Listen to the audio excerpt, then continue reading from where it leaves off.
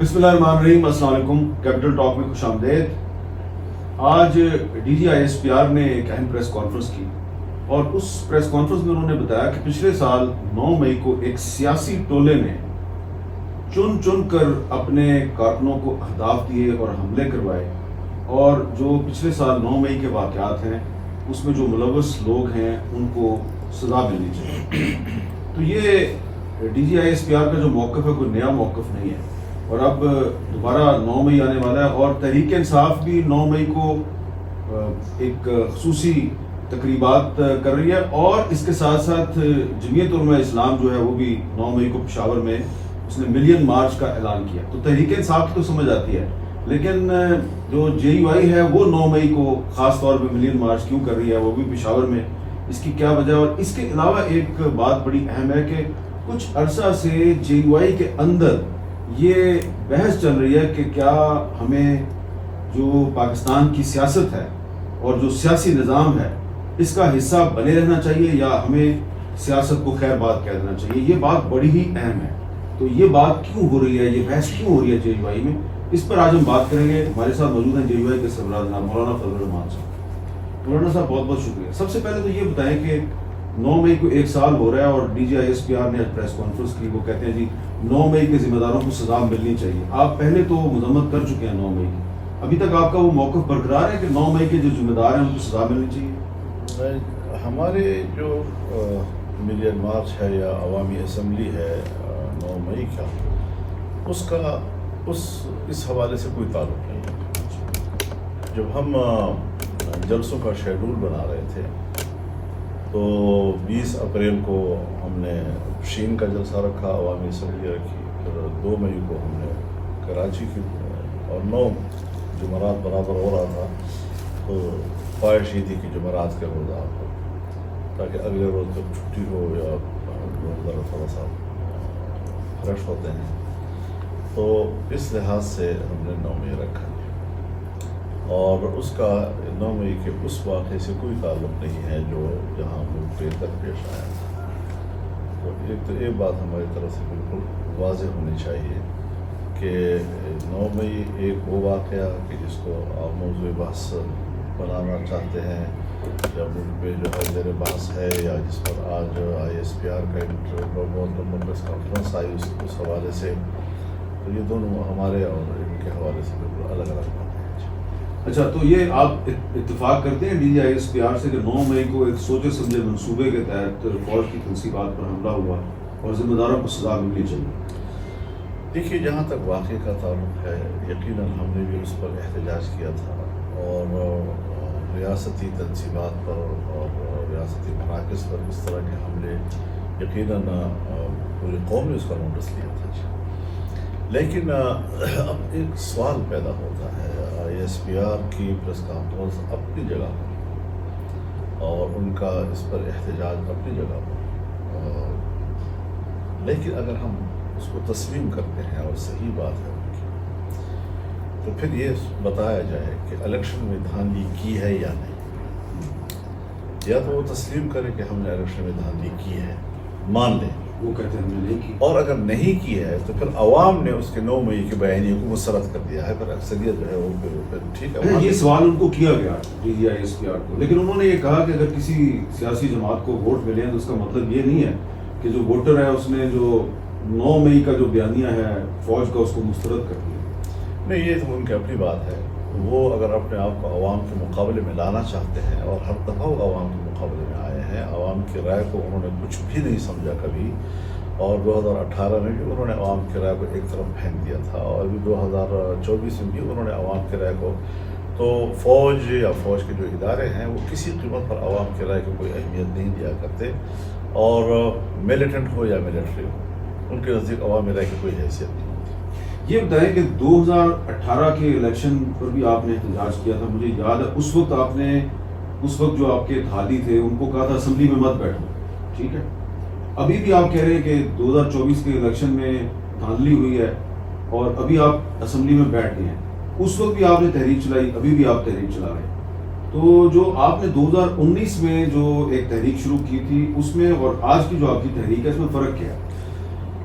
دیکھیے، ایک ہے اصول کا موقف لینا، ایک یہ ہے کہ پھر اپنی استطاعت کی حد تک لینا. یعنی دو چیزیں جو ہیں وہ اصول پر کھڑے ہونا یہ بھی ضروری ہے. جتنی استطاعت ہو اسی کیپیسٹی میں آدمی کو ایکٹ کرنا چاہیے، اس کے مطابق آدمی کو اقدام کرنا چاہیے. تو ظاہر ہے جی کہ کچھ چیزیں ہوتی ہیں جو صرف ہماری نہیں ہوتی، اگر دھاندلی ہے تو سب کے لیے ہے.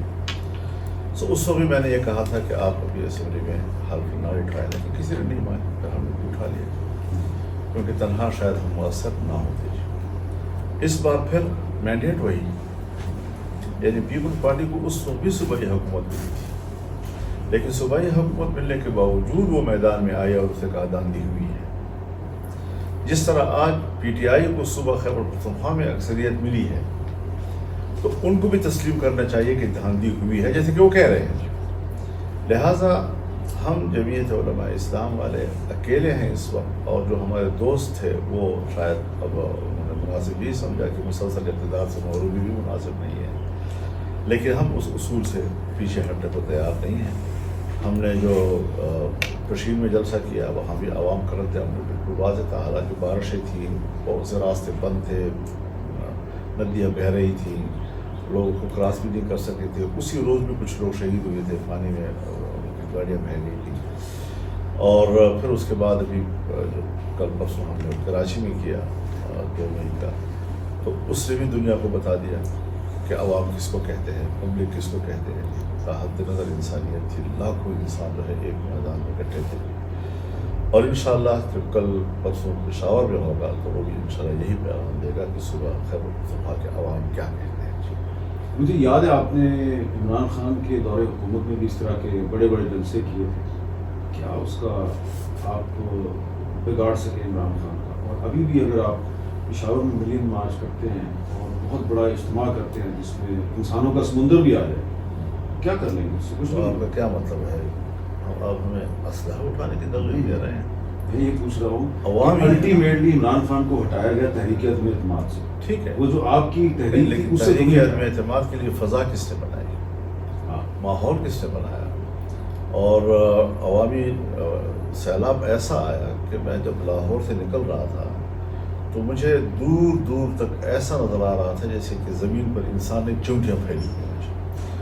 تو اتنی زیادہ تعداد میں کہ دور دور تک آدمی جو ہے وہ بڑا معمولی سا نظر آتا تھا کیونکہ پبلک بہت زیادہ تھی. یہ مناظر ہم نے دیکھے ہیں عوام کے.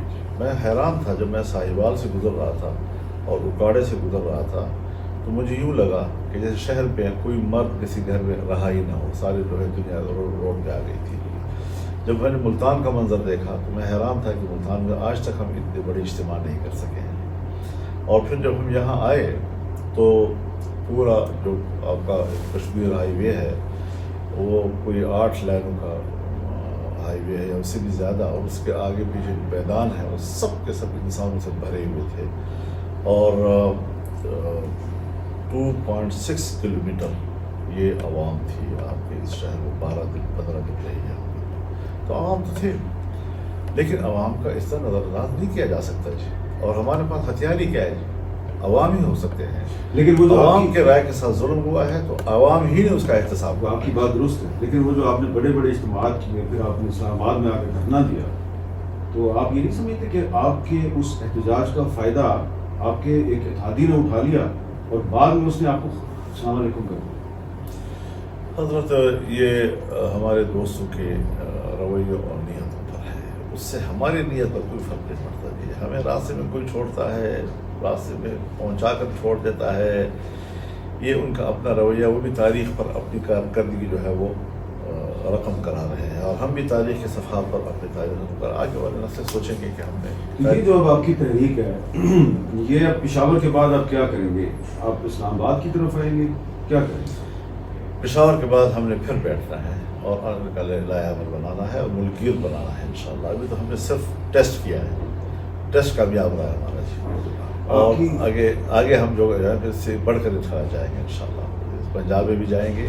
تو اس سے آگے آپ کوئی گرفتاریاں وغیرہ بھی دے سکتے ہیں؟ ظاہر ہے تحریک صرف جلسوں کا نام نہیں ہے. اور جیسے آپ نے کہا کہ جلسوں سے کیا ہوا، جلسوں سے کچھ آسمان تو نہیں کہتا، جلسہ ہو جاتا ہے، عوام اپنی رائے دیتے ہیں. اور ہم نے عوام کی رائے دنیا کو بتائی اور دنیا نے نوٹ کی، اس میں کوئی شک نہیں ہے. اور اعتماد کی طرف جب بات گئی اور ہماری اسٹیبلشمنٹ بھی کبھی رخ تبدیل ہوا تو وہ ایسے تو نہیں ہوا بلا وجہ جی. اور انہوں نے بہت کوشش کی، آخری حد تک کوشش کی کہ مجھے عوام سے علیحدہ کر دیا جائے اور اس تحریک کو ہم چھوڑ دیں.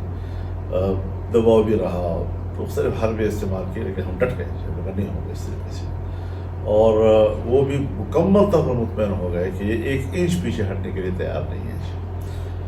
ہمیں یہاں تک بھی کہا گیا کہ دیکھیے یہ سیاسی جماعتیں آپ کے ساتھ کھیل رہی ہیں، ہمیں بھی آپ کو ویڈیو آڈیو کیسٹ لا کر سنا دیتے ہیں، پر کہا کہ کسی طرح رفٹ پیدا ہو، ہمیں کسی کی ضرورت نہیں ہے. اس وقت کنٹینر کے اوپر ساری پارٹیاں اکٹھی ہیں، بس یہ کافی ہے ہمارے لیے، کیونکہ یہ جہتی اولادی ہے. ٹھیک ہے پبلک جمعیت علماء اسلام کی ہوگی، لیکن سب لوگ اس پہ آ کر شریک ہوتے ہیں اور ہم ان کو خوش آمدید کہتے ہیں.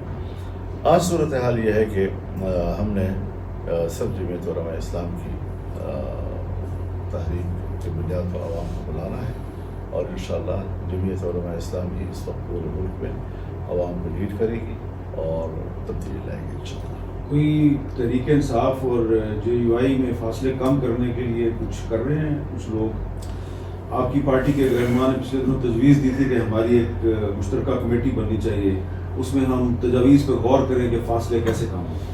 دیکھیے آپ کو بھی معلوم ہے کہ PTI اور جمعیت میں کتنے فاصلے تھے، اور یہ بھی نہیں کہ کوئی پردہ بیچ میں تھا، بلکہ پہاڑ بیچ میں کھڑا تھا، دیوار بھی نہیں تھی. سو ابھی تک نہ انہوں نے کوئی پوزیشن تبدیل کیا نہ ہم نے کوئی پوزیشن تبدیل کیا ہے. لیکن جب ان کے وفود یہاں پر تشریف لائے تو ہم نے اپنے روایات کے مطابق ان کو ویلکم کیا اور ان کی تجویز تھی کہ ہم آگے جا کر اپنے معاملات ٹھیک کرنا چاہتے ہیں. تو بسم اللہ.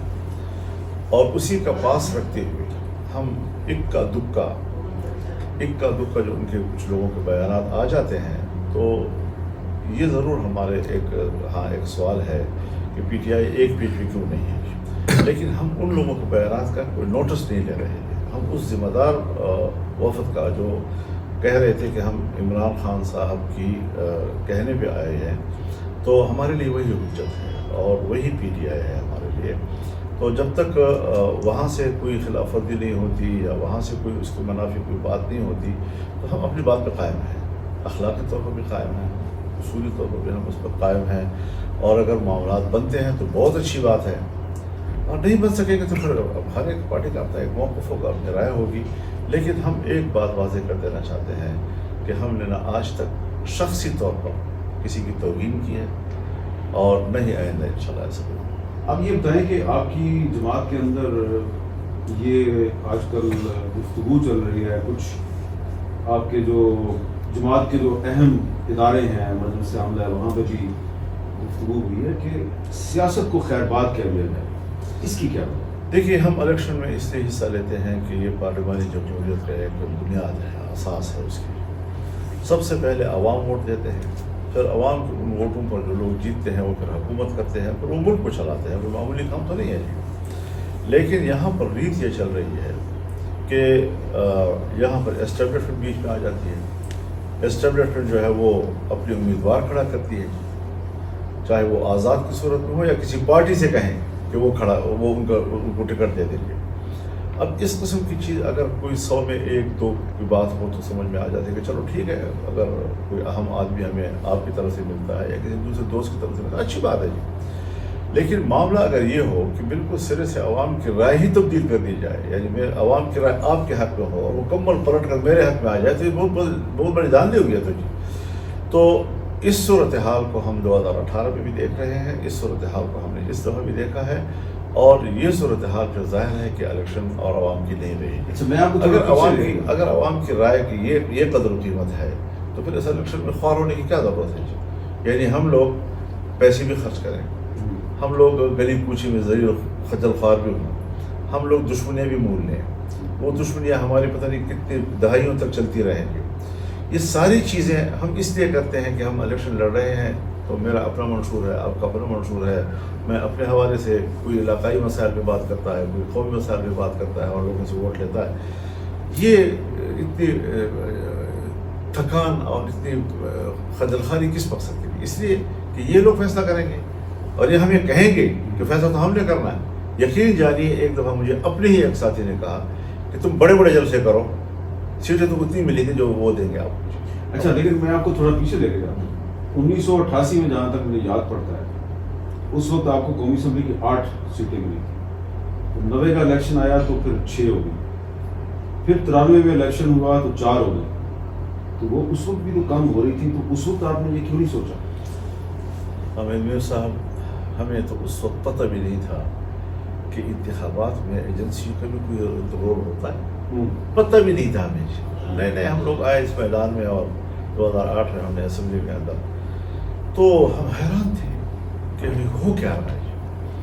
جس وقت 1993 کے بعد مجھ پر ایسے الزامات لگائے گئے جو شرافت سے بھی گرے ہوئے تھے، انتہائی گھٹیا قسم کے، تو ہمارے ذہن میں یہ بات آئی کہ یہ جو ہماری تعداد کم ہو رہی ہے یہ شاید عوام کی ووٹ کی وجہ سے نہیں ہو رہی. یہ کچھ قوتیں ہیں جو قوم کو تاثر دے رہی ہیں کہ فضل الرحمان اس لیے ایوان سے نکل گیا کہ وہ کردار کا غلط تھا. تو اس کے بعد پھر ہم نے 1997 میں مرکزی مجلس عمومی کا اجلاس بلا کر ڈیرہ اسماعیل خان میں ایک اجلاس کیا، اور اس اجلاس میں ہم نے کہہ دیا تھا کہ ہم شاید آئندہ اس الیکشن کا حصہ نہیں بنیں گے، ہم تحریکوں کے ذریعے سے انقلابی سیاست کریں گے. بس یہ کہنا ہی تھا کہ دنیا پلٹ گئی تھی. اور پھر جو رابطے ہوئے، اور میرے تو بزرگ تھے، والد کی جگہ پر تھے نوزادہ رسول اللہ خان صاحب مرحوم، وہ جب میں ان کی خدمت میں ہمیشہ لاہور میں حاضر ہوتا تھا، حاضر ہوا تو ایک دفعہ انہوں نے ڈانٹا مجھے. پھر انہوں نے کہا کہ نہیں یہ فیصلہ واپس لو، یہ کرو وہ کرو. میں نے کہا نہیں، میں حد کے نتیجے میں پہنچ چکا ہوں. نوزاد صاحب، ہم عزت کے ساتھ اس ملک میں سیاست نہیں کر سکتے اگر یہ نتائج ہوتے ہیں اور اس طرح کے ادارے ہمارے ساتھ رویہ رکھتے ہیں. اس کے بعد پھر اداروں نے مجھ سے رابطہ کیا، اور یہ میری زندگی کا پہلا رابطہ تھا ان اداروں کے ساتھ جو بڑوں کے ساتھ، جس میں انہوں نے معذرت کی اور تسلیم کیا کہ ہم نہیں کیا تھا. اچھا. اور یہ الفاظ تھے اس کے کہ میں کنسرن کوارٹرز کو ہدایات دے دوں گا، آئندہ ایسا نہیں ہوگا. تو اس بندے کا نام بھی بتا دیں. نہیں یار، وہ تنہائی میں تھا. میں رازوں کا بڑا خیال رکھتا ہوں، جس کا بڑا احترام ہوتا ہے. اچھا چلے، ویسے مجھے شاید پتا ہے وہ کون آدمی تھا، لیکن چلے اگر آپ نے خیال رکھا ہے تو میں بھی رکھتا ہوں. یہ بتائیں تو اب وہی صورتحال دوبارہ ہے. اب آپ کا جو جنرل کونسل کا اجلاس ہونے والا ہے اس میں آپ یہ فیصلہ کریں گے کہ سیاست کرنی ہے؟ جی، ہماری مرکزی مجلس عاملہ کا جب اجلاس ہوا الیکشن کے فوراً بعد 4-5 دن کے بعد، تو یہ بات اس میں آئی کہ پھر اس مشق کی ضرورت کیا ہے، اس ایکسرسائز کی ضرورت کیا ہے. تب تو ہم سیدھے سادھے ان کے دروازے پہ بیٹھ جائیں کہ صاحب ہم آپ کے نوکر، آپ نے ہمیں اسمبلی میں کتنی سیٹیں دینے ہیں بتا دیں. ہمیں کیا پڑی ہے کہ ہم گلی گلی کوچے کوچے پھر رہے ہوں، اور ادھر سے دہشت گرد ہمیں تھریٹ کر رہے ہوں، ادھر سے ان کے تھریٹ لیٹر مل رہے ہوں، اور گھر سے نکلنے کی اجازت بھی نہیں ہے، اور الیکشن بھی ہم لڑ رہے ہیں. اس طرح خوار ہونے کی کیا ضرورت ہے؟ مجھے آپ بتائیں حضرت کہ الیکشن سے جتنا قریب آتا گیا ہمارے تھریٹ بڑھتے گئے، اور اداروں کے تھریٹ لیٹر بھی بڑھتے گئے. ہمیں کوئی جلسہ نہیں کرنے دیا گیا، پبلک سے ملنے نہیں دیا گیا. آپ کو میں بتاؤں کہ میں پشین کے حلقے میں سرے سے گیا ہی نہیں، ایک جلسہ بھی میں نے وہاں نہیں کیا. ٹانگ میں نے ایک جلسہ کیا اور وہ بھی خوف کے ماحول میں. ڈیرہ اسماعیل خان میں نے ایک جلسہ کیا ہے اور بھی خوف کے ماحول میں.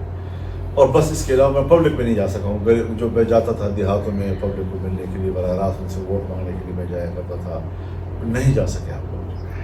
اور جہاں جاتے تھے کہ آپ اس طرف نہیں جائیں گے، یہاں پر لوگ بیٹھے ہوئے ہیں، اس طرح آپ نہیں جا رہے، یہاں لوگ بیٹھے ہوئے ہیں. حالت یہ تھی کہ الیکشن کے دنوں میں فوج کے کہنے پر 20-20, 25-25, 30-30 پولنگ اسٹیشن جو ہیں وہ ایک ہفتے کے اندر اندر تبدیل کی گئی، اور وہ پولنگ اسٹیشن چن چن کر تبدیل کی گئی جہاں پر ہماری اکثریت بن سکتی تھی.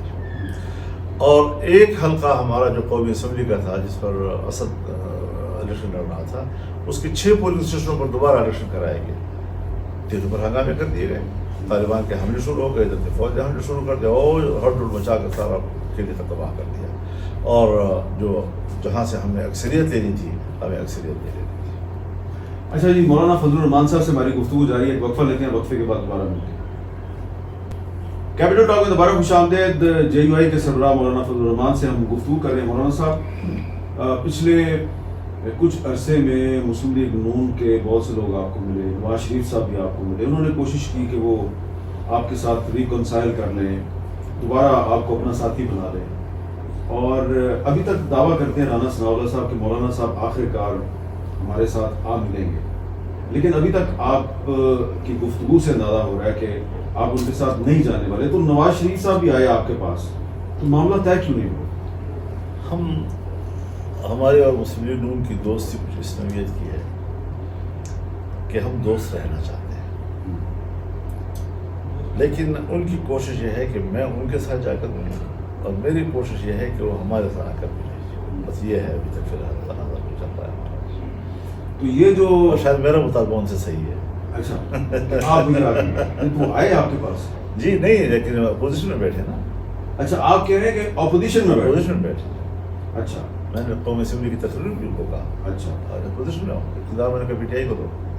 تو پی ٹی آئی کس طرح اقتدار میں ہے وہ آئے گی؟ وہ تو کہتے ہیں ہم نام پیپلز پارٹی کے ساتھ بیٹھنے کے لیے تیار ہیں. نہیں وہ تو اکثریت ہے نا، اکثریت بنا لیں گے. کیسے ان کی اکثریت؟ جس طرح پہلے ان کے ساتھ لوگ تھے مل گئے تھے ان کے ساتھ. تو آپ کا کیا خیال ہے؟ اکثریت کے لیے لوگ مل جاتے ہیں. اچھا تو نواز شریف صاحب اس پہ غور کریں گے کہ کرنا چاہیے ان کو، کرنا چاہیے، اپوزیشن میں کرنا چاہیے، کیونکہ مجھ سے زیادہ وہ پریشان ہو نتائج کے حوالے سے. یہ آپ کو کیسے پتا ہے؟ نتائج کے حوالے سے مجھ سے زیادہ وہ پریشان ہے. مجھے پتا ہوتا ہے نا، اپنے دوست کا آدمی کو پتہ نہ ہو تو پھر کیا کرے. میرے بڑے بھائی ہیں وہ. اچھا تو آپ کے بڑے بھائی ہیں، تو الیکشن سے پہلے کیا یہ درست ہے کہ مسلم لیگ نون نے آپ سے یہ کہا تھا کہ آئیے آپ ہمارے ساتھ مل کے الیکشن لڑیں لیکن شیر کے نشان پہ؟ یہ پنجاب کی حد تک تھا، اور ان کا خیال یہ تھا کہ یہاں پر آپ کے پاس الیکٹیبل آدمی نہیں ہے. اور تو کچھ چیزیں ایسی انہوں نے کہی جو ہماری عزت نفس کے لیے مسئلہ تھا، اور ہم ان کی باتوں پہ ناراض ہو گئے تھے کہ آپ ایسا ٹھیک نہیں کہہ رہے. ایک سیاسی پارٹی سے یوں کہنا بہتر یہ تھا کہ وہ کسی فارمولے کے بغیر کہہ دیتے کہ بھئی یہاں پر آپ کے پیچھے ووٹ اتنے تھے، ہم یہ حق آپ کو چھوڑ رہے ہیں، ہم آپ کو ووٹ آپ نے دیا تھا، ہمارا ووٹ آپ سے ملے گا تو آپ جیت جائیں گے. حق تھا ہمارے اوپر، لیکن ان کو شاید یہ بات بھری نہیں لگی اور مناسب نہیں لگی ہوگی، تو انہوں نے پھر ہمیں الیکشن میں حصہ داری دی. تو کہیں وہ ضرورت سے زیادہ خود اعتمادی کا شکار تھے؟ ضرور سے زیادہ خود اعتمادی کا شکار تھا. ان کا خیال یہ تھا کہ ہر شخص ان کو ووٹ دے رہا ہے اور کسی اور پارٹی کی ہماری پارٹی کے ساتھ گنجائش نہیں ہے. آپ نے دیکھا نا، جب میاں صاحب تشریف لائے باہر سے اور امید پاکستان بن کر تشریف لائے، تو لاہور میں جو ان کا جلسہ تھا یا استقبال تھا ایئرپورٹ پر، تو اکیلے مسلم لیگ نے کیا، دوسری پارٹی کو تو نہیں جاتے تھے. اور اس وقت تک تو وہ پی ڈی ایم کا حصہ تھے اور آپ پی ڈی ایم کے ساتھ کسی کو نہیں بلایا. اس کے باوجود پھر صرف یہ نہیں کہ کسی کو بلایا نہیں، پورے تقریر میں پی ڈی ایم کا شکریہ تک ادا نہیں کیا کہ آپ نے مجھے 3 سال میں کچھ کیا بھی ہے یا نہیں. اور اس کے بعد پھر آپ نے اسحاق ڈار صاحب کے ذریعے ملاقات کا پیغام بھیجا، تو ملاقات کافی دنوں کے بعد ہوئی تھی.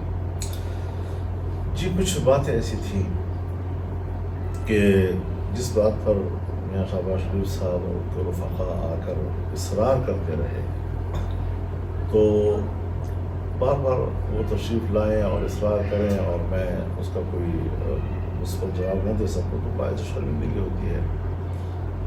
تو ایک خاموش قسم کی دعوت تھی. ایسا نہیں کہ بڑے فارمولے کے ساتھ کو دعوت. اور میری رائے یہ تھی کہ میں میاں صاحب سے بات کروں، تو وہ سمجھ گئے شاید میری بات کو، انہوں نے کنوے کیا. انہوں نے خود رابطہ کیا میں آ رہا ہوں. تو میں نے پھر ان کے سامنے جب اپنی بات کی تو انہوں نے کہا کہ آپ کی بات بالکل صحیح ہے. پھر ایک کمیٹی بن گئی؟ نہیں، کمیٹی بھی نہیں بنی. کمیٹی کس بات پر بنی؟ موضوع ہی نہیں بن رہا تھا. موضوع نہیں بن رہا. موضوع نہیں بن رہا تھا. چلے خیر سگاری کی بات یہ انہوں نے میرے ساتھ. اچھا آپ یہ بتائیں کہ یہ جو ابھی سپریم کورٹ کا فیصلہ آیا ہے، انہوں نے مخصوص نشستوں پہ جو پشاور ہائی کورٹ کا فیصلہ ہے اس کو معطل کر دیا ہے، اور جن پارٹیوں کو پی ٹی آئی کی سیٹیں مل گئی تھیں، نون لیگ کو بھی ملی، پیپلز پارٹی کو بھی، آپ کو بھی ملی تھیں، اب آپ کی بھی 3 سیٹیں جو ہیں وہ نکل جائیں. آپ بھی سمجھتے ہیں کہ یہ غلط تھا کہ پی ٹی آئی کی سیٹیں نہیں لیں گی؟ ہمارا تو دماغ پھر گیا ہے کہ اس ملک میں عوام کا ووٹ معتبر ہے، گاندھی کے ذریعے فوج کا ووٹ فیصلہ معتبر ہے، پھر آئین کے حوالے سے پشاور ہائی کورٹ کا فیصلہ معتبر ہے، لاہور کا معتبر ہے، اسلام آباد کا معتبر ہے، سپریم کورٹ کا معتبر ہے، الیکشن کمیشن کا معتبر ہے. قوم کو ایسا کر دیا ہے کہ سمجھ میں نہیں آ رہا کہ فیصلے کی آخری قوت کون ہے.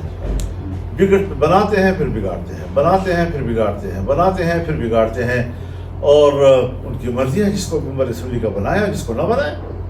یعنی الیکشن کمیشن تو بیچ سے فارغ ہے نا جی. بات یہ ہے بنیادی کہ الیکشن کمیشن کو اپنے ہاتھ میں چھوڑے، ان کو طاقتور بنائے، ہر کیس ان کا لے کر جو ہے وہ اپنے پاس رکھ لیتے ہیں اور پھر کہتے ہیں فیصلہ ہمارا. تو ہم اس پر تعجب کا اظہار کر سکتے ہیں کہ یہ کون سا آئین ہے کہ جس کے تحت جو ہے کبھی کوئی کسی کو اختیار ہے الیکشن کا فیصلے کا، کبھی کسی کو اختیار ہے، کبھی کسی کو اختیار ہے. کم از کم کورٹ کو خود اعتمادی کے ساتھ یہ کہنا چاہیے کہ ہر چیز ہمارے پاس کیوں نہیں آتی. اور پھر فوج کے اندر بھی عدم تقسیم ہے. کچھ ایسے جج ہیں جو واضح طور پر ایک سیاسی پارٹی کے حلیف ہیں اور وہ سپورٹ عدلیہ میں، اور وہ ان کے پاس دوڑتے ہیں، دوسری پارٹی دوسرے کے پاس دوڑتی ہے. تو جب پتہ چلتا ہے کہ آپ اس لیے فلاں عدالت میں جا رہے ہیں کہ وہاں ایک جج یا دو جج آپ کے حامی ہیں، اور میں اس لیے اس عدالت کے پاس جا رہا ہوں کہ وہاں میرے حامی، اور یہ عدالت ہو گئی. پھر لہٰذا عدالت کا اپنا مقام مرتبہ جو ہے اس کا خود بھی ذرا خیال رکھنا چاہیے. لیکن کچھ میں پاکستان کا ایک شہری ہوں، میرا یہ تاثر عدلیہ کے بارے میں نہیں ہونا چاہیے. اس کے مقام مرتبہ اس کے احترام کے ساتھ. لیکن آپ سیاست میں مداخلت کی بات کر رہے ہیں تو اب تو کچھ جج صاحبان بھی یہ کہہ رہے ہیں کہ ان کے معاملات میں مداخلت ہو رہی ہے. تو وہ جج صاحبان جو ہیں وہ پہلے جب نون لیگ کو ریلیف دیتے تھے تو پی ٹی آئی والے کہتے تھے کہ یہ نون لیگ کے سپورٹر ہیں. اب وہ پی ٹی آئی کو ریلیف دیتے ہیں تو نون لیگ کہتی ہے جی یہ پی ٹی آئی کے سپورٹر ہیں. تو ان بیچاروں کا کیا قصور ہے؟ حضرت یہی مسئلہ ہے نا کہ ایک شخص کہتا ہے، ایک عدالت کہتی ہے کہ نواز شریف جو ہے وہ ملزم ہے، مجرم ہے، 25 سال قید ہے، 15 سال قید ہے، اتنا جرمانہ ہے اور نااہل ہے اور ہمیشہ کے لیے نااہل ہے، اور پھر وہ بیچارہ ملک سے باہر چلا جاتا ہے، علاج کے نام پہ چلا جاتا ہے، پھر جب واپس آتا ہے تو امید پاکستان بن کر واپس آتا ہے، اور ایک ہفتے کے اندر تمام ڈھیر کچھ بھی نہیں ہے اس کے بعد. پھر آج عمران خان کے خلاف جو ہے وہ ایک ہفتے کے اندر ایک کیس، دوسرا کیس، تیسرا کیس، چوتھا کیس، پانچواں کیس، اور ڈال دیا اس کو جیل میں، اور پتہ نہیں کتنے سزا ان کو دی. کوئی پتہ نہیں کہ صورتحال کل بدل جائے اور عدالت ان کو بلا کر کہے کہ یہ بھی غلط، یہ بھی غلط، یہ بھی غلط، یہ بھی غلط. یہ جو چیز ہمارے ملک میں عدم استحکام ہے عدلیہ کے فیصلوں میں، اور حالات کے ساتھ ساتھ ان کے تمام انصاف بدل جاتے ہیں، انصاف کے پیمانے بدل جاتے ہیں، انصاف کے معیار بدل جاتے ہیں. یہ چیز عام آدمی تو دیکھ رہا ہے نا، اس پر تعجب تو کرے گا، حیرانگی تو کرے گا. لیکن قاضی فاریسہ صاحب کہتے ہیں کہ میرے دور میں تو کوئی مداخلت نہیں ہوتی. میں آپ کو بتاؤں ان کے دور میں 6 ججوں نے خط لکھا، اس کی جو جوڈیشل کونسل ہے، سپریم کہ جوڈیشل، ہمارے اوپر دباؤ ہوتا ہے اور ہم دباؤ کے تحت فیصلہ دیتے ہیں. اگر 6 ججوں کے اوپر فیصلے میں دباؤ آ سکتا ہے تو آج جو ججوں کا ایک پینل ان کو سماعت کر رہا ہے سپریم کورٹ کے لیول پر، اگر ان ججوں پر دباؤ آ گیا پھر کیا ہوگا؟ تو پھر ٹھیک ہے، ہم تسلیم کر لیں کہ ان 6 پہ دباؤ تھا اور دباؤ کے تحت ان کے فیصلے تبدیل کیے جا رہے تھے، تو یہ بھی تو عدلیہ کے لوگ ہیں نا، آسمان سے تو تھوڑی اترے ہیں جی. تو یہاں پہ میں ایک بریک لیتا ہوں جی. بریک کے بعد دوبارہ کیپٹل ٹاک میں دوبارہ خوش آمدید جی. مولانا فضل الرحمان صاحب، تو آپ یہ سمجھتے ہیں کہ اس وقت جو کچھ جج صاحبان کہہ رہے ہیں کہ جب سے پاکستان بنا ہے تو سب لوگ یہاں پہ جھوٹ بولتے رہے، غلط بیانی کرتے رہے، اور اب وقت آ گیا ہے کہ ہم سچ بولیں، تو اگر پاکستان میں آئین کی بالادستی قائم ہو جائے تو ہمارے بہت سے مسائل حل ہو سکتے ہیں؟ دیکھیے، یہ باتیں جو ہیں جب عملی ہوں گی تو ان کے اثرات ہم تک پہنچیں گے. کون جیتا ہے زلف کے سر ہونے تک، تبھی ہم اس کی تصدیق کر سکیں گے. مشکل یہ ہے کہ آئین کچھ کہتا ہے فوج کے بارے میں بھی، عدلیہ کے بارے میں، اور ہو رہا ہوتا ہے کچھ اور پھر اگر آپ اس پر اعتراض کرتے ہیں تو کہتے ہیں آپ نے فوج پہ کیوں تنقید کی، آپ نے عدلیہ بھی کیوں تنقید کی، اس پر تو آئین کے تحت اگر تنقید کی جائے تو اس پر یہ سزا ہے. وہ آرٹیکل 19 جو ہے اس میں 5-6 پابندیاں ہیں. وہی عرض کر رہا ہوں نا، تو وہ کام نہ کریں نا جس کے اوپر تنقید ہو سکے. ذرا وہ بھی احتیاط سے کام لینا. وہ ان دفعات کا سہارا لے کر ہمارے ساتھ جو کریں، عوام کے ساتھ جو کریں، سیاسی پارٹیوں کے ساتھ، ان کے رہنماؤں کے ساتھ جو کریں، ان کو کھلی اجازت. اور اگر آپ اس کی کارکردگی پر اعتراض کرتے ہیں تو کہتے ہیں جی آپ تو آئین کی خلاف ورزی کر رہے ہیں، تو ہماری توہین کر رہے ہیں. کوئی توہین نہیں ہوتی ہے. لیکن ایک اوپن جو پولیٹیکل ایک سوسائٹی ہے ہماری، اس پہ اگر اس قسم کی چیزیں سامنے آئیں گی تو پھر تو ظاہر تنقید ہوگی. فوج کا سیاست میں آنا حرام ہے, حرام آئین کی. یہ تو آج DGISPR نے بھی کہا. فوج کا سیاست میں آنا حرام ہے. پھر اس کے باوجود فل سیاست وہ کرتی ہے, تمام سیاست میں قبضہ کر لیتی ہے, تمام سیاسی فیصلے وہ کرتی ہے, قانون سازی تک میں مداخلت کرتی ہے. فوج نہیں کرتی, خفیہ ایجنسیاں کرتی ہیں, ان کے ذریعے سے آتی ہیں تاکہ ہمارا بھرم جو ہے وہ رہے. پھر اس کے بعد آپ کہتے ہیں جی آپ اس پر تنقید نہ کریں. تو جب سیاست, یاد رکھیں, جب فوج سیاست میں آئے گی تو سیاست بھی فوج میں جائے گی, پھر گرا نہ کریں. نہیں لیکن مولانا صاحب پھر سیاست دان بھی تو 2019 میں آرمی ہاؤس میں جنرل باجوہ کے ساتھ ملاقات کرتے ہیں, اور اس کے بعد پھر اس سے پہلے 2019 میں بھی جنرل باجوہ سے ملاقات کرتے ہیں. تو اس میں میں آپ کی طرف اشارہ کر رہا ہوں, آپ بھی ملے, شہباز شریف صاحب بھی ملے, زرداری صاحب بھی ملے, تو آپ کیوں ملتے ہیں ان کو جا کے وہاں پہ؟ آپ ان کو یہ کیوں نہیں کہتے بھائی کہ آرٹیکل 243 کے تحت آپ وفاقی حکومت کے ماتحت ادارے ہیں, ہم سے ملاقات مت کرو؟ لیکن یہ بچے ہیں جو ہم نے اس کو سکھانا ہوتا ہے کہ یہ دفعہ اس طرح اس میں یہ لکھا ہوا ہے, خود ان کو کوئی عقل شعور نہیں ہے. وہ آپ کو سامنے بٹھا کے کہتے ہیں تحریک کے بعد واپس لو, آپ کہتے ہیں ہم نے ان کی تجویز کی حمایت نہیں کی اور آخر وقت تک نہیں کی ہے. میں بھی تو سیاسی ایک پارٹی کا سربراہ ہوں, میں بھی تو وہاں پر پانی ہو سکتا تھا نا, میں وہاں کیوں ڈٹا اپنے موقف پہ. مجھے بھی ملے ہیں, ایسا نہیں ہے کہ نہیں ملے, لیکن یہ ہے کہ اگر میری فوج ہے, پاکستان کی فوج ہے, وہ کسی معاملے پر بات کرنا چاہتی ہے تو میں کوئی انڈیا کے سربراہ سے تو نہیں مل رہا, فوجی سربراہ سے, میں کوئی برطانیہ کے فوجی سربراہ سے تو نہیں مل رہا, لیکن بات وہ کروں گا جو میرے ضمیر کے مطابق ہو. اور اگر انہوں نے آئین کی خلاف ورزی کی ہے تو پھر منہ پر جو کہنے والا ہے وہ فضل الرحمان ہے. میرا خیال ہے کہ آپ نے بھی کی ہوگی بات, لیکن جو بات مولانا غفور حیدری صاحب نے کی تھی وہ آپ نہیں کر سکتے. تھوڑی تفصیل بتائیں. یہ ہے کہ ہماری جماعت کے اندر وحدت فکر ہے, وحدت جذبات بھی ہے. اچھا, انہوں نے جذباتی بات کی تھی. بس اب چھوڑے, تو کچھ چیزیں ہوتی ہیں جو آپس کی ہوتی ہیں. ویسے مجھے آپ نے تو نہیں بتائی نا, میں نے بتایا آپ کو, اس میں کوئی شک یہ نہ کوئی سمجھے کہ آپ نے کہاں سے آپ کو پہنچی ہے, لیکن بہرحال کیونکہ وہاں پہ آپ چیزیں ایسی ہوتی ہیں. دو کے علاوہ آپ کی پارٹی کا تیسرا آدمی تھا. تو بہرحال اگر میں نے یہ سوال اس لیے کیا ہے, شاید انہوں نے کہیں باہر کہی ہوگی. نہیں, میں نے یہ بات اس لیے کی ہے کہ اگر آپ ایک طرف کہتے ہیں جی کہ ان کو سیاست میں مداخلت نہیں کرنی چاہیے, تو دوسری طرف اگر آپ ان کو مل کر غفور حیدری صاحب کے انداز میں اس گھنگرج کے ساتھ آپ ان کو کہیں کہ آپ غلط کر رہے ہیں تو شاید وہ رک جائیں. دیکھیے ایسا نہیں ہے, انہوں نے کچھ ذرا اپنے حدود سے نکل کر بات کی جس پر رد عمل تھا. ایسا نہیں لگے ہمارے طرف سے ایسی, ہمارے مزاج ہی نہیں ہے یہ کہ ہم ایک شخص سے بات چیت کر رہے ہوں. اور پھر دیکھیے ہمیں میرے ساتھ ایک بات ہے, اگر ہمارا سنجیدہ الزام ہو کہ بھائی الیکشن میں ساری دھاندلی آپ نے کی ہے, تو پھر ان سے بات نہیں کریں گے تو کس سے کریں گے؟ انہیں سے کہیں گے نا کہ آپ نے زیادتی کی ہے. تو کیا وہ یہ کہہ سکتے ہیں کہ فضل الرحمان نے ہماری ملاقات میں کہا کہ نہیں آپ تو بڑے اچھے لوگ ہیں, ہم ٹھیک ٹھاک کام کیا ہے؟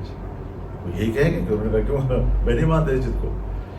وہ میں نے جو باتیں کی ہیں وہ سب ان کے ریکارڈ پہ ہیں, یا شاید کل وہ کتاب لکھیں گے تو اس میں لکھ بھی دیں گے وہ شاید. لیکن اس میں شاید وہ یہ نہ لکھے کہ انہوں نے آخر میں آپ کو پرفیوم کا گفٹ کیا اور آپ نے وہ استعمال نہیں کی, کسی اور کو دے دیا. پتہ نہیں کون آپ کو یہ باتیں پہنچاتا ہے.